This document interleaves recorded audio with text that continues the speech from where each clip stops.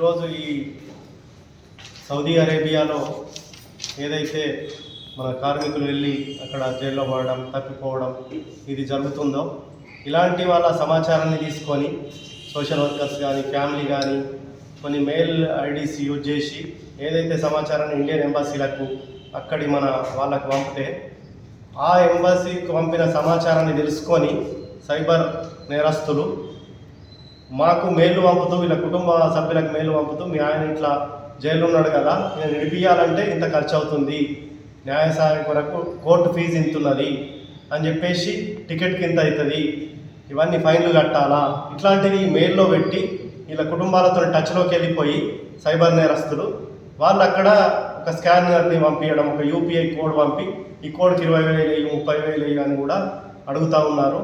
దీని మీద కూడా మనం చైతన్యం కలిగించవలసిన అవసరం ఉన్నది.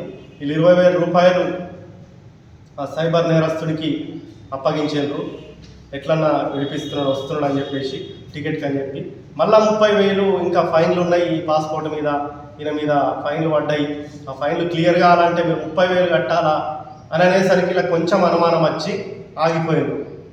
అట్లా వీళ్ళు 20,000 ఈ సైబర్ ఫ్రాడ్లో కూడా మూల్యం చెల్లించారు. మరి సైబర్ క్రైమ్లు ఎంతో జరుగుతున్నాయి, మీ అందరికీ తెలిసిందే. కానీ ఇట్లాంటివి కూడా జరుగుతున్నాయి అనేది ఇప్పుడు మా దృష్టికి వచ్చింది.